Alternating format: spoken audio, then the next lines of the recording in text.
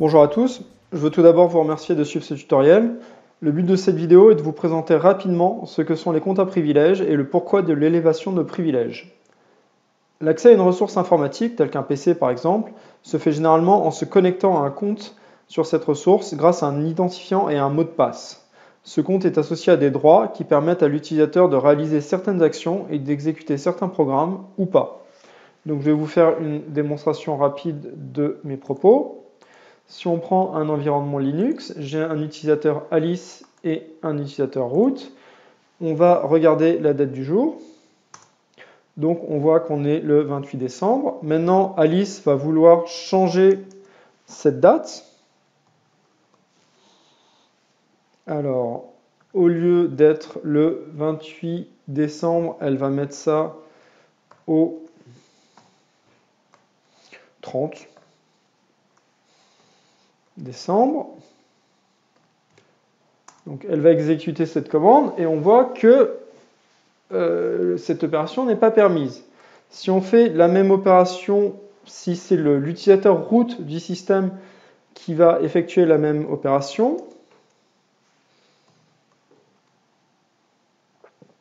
alors on va se mettre en 2017.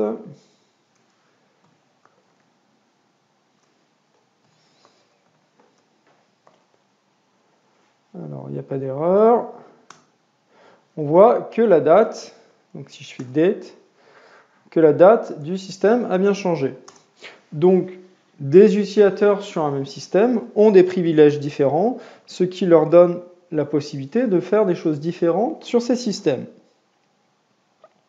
Alors, ce qui se passe, c'est que généralement, sur votre PC personnel, vous avez des droits administrateurs qui vous permettent de faire ce que vous voulez, mais sur votre PC professionnel, généralement, ces droits sont plus restreints suivant la politique de sécurité de votre société. Alors typiquement, certains programmes comme les antivirus par exemple nécessitent des droits administrateurs pour être configurés, installés, désinstallés. Et effectivement, l'administrateur d'un parc informatique peut ne pas souhaiter que les utilisateurs activent ou désactivent des antivirus à leur convenance.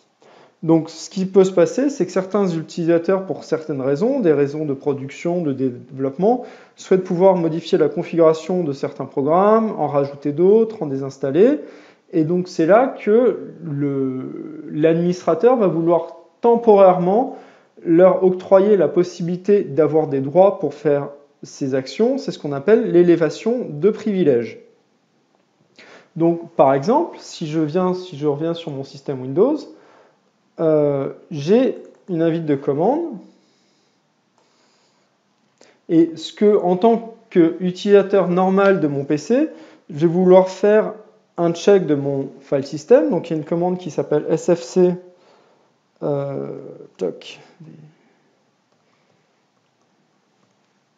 et si je lance cette commande, on voit que je n'ai pas le droit, qu'il faut être un administrateur pour exécuter cette commande.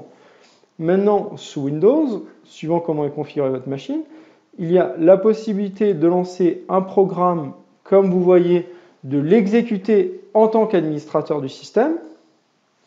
Ce que je vais faire ici. Donc, j'ai une fenêtre administrateur qui vient d'apparaître. Et si j'exécute la même commande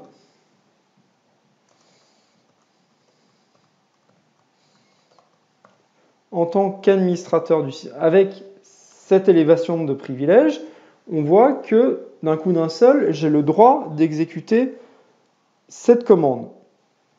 Donc là, on est sous Windows, donc là, bon, ça va c'est exécuté. On peut voir la même chose dans le monde Unix. Si j'en reviens à Alice qui voulait modifier la date de mon système, il y a des commandes qu'on appelle sudo qui signifie super utilisateur do, qui donne pour une commande donnée le droit à un utilisateur d'exécuter cette commande avec des privilèges d'administration. Donc maintenant, si Alice veut changer la date, elle va exécuter cette commande sudo qui va lui donner les droits administrateurs et exécuter derrière la commande date. Donc on recommence la même action.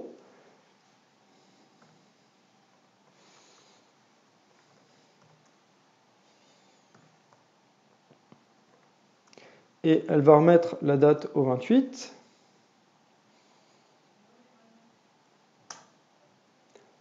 Et on voit que en utilisant une commande qui lui permettait de faire de l'élévation de privilèges, Alice a été capable de changer la date, d'exécuter cette commande.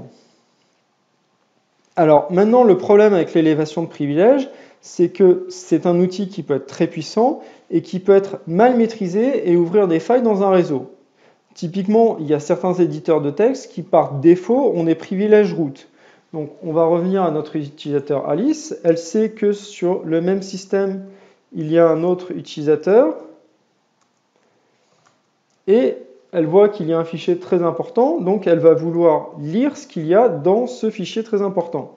Donc, elle va faire more et elle n'a pas le droit de lire ce fichier. Elle va utiliser un éditeur de texte qui s'appelle VI.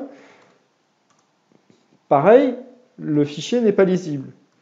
Malheureusement, comme je disais, il y a des éditeurs qui par défaut vont faire de l'élévation de privilèges automatiquement. Et en utilisant ces éditeurs de texte, voilà, on voit qu'Alice a été capable d'accéder à ce fichier et d'accéder au contenu de ce fichier.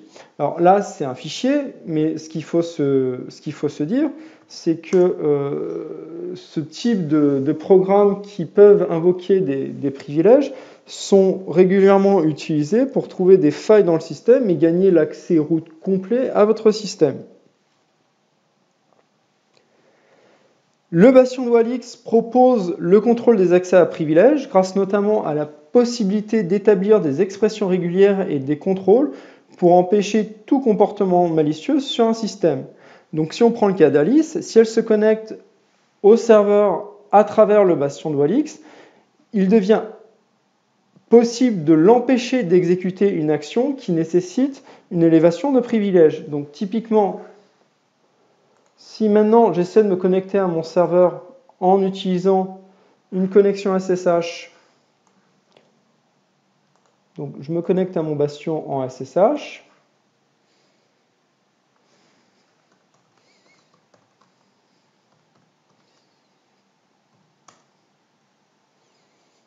donc je suis bien connecté sur la machine que tout à l'heure, sauf que je suis connecté à travers mon bastion. Maintenant, je me rends dans le répertoire où j'ai le fichier super important.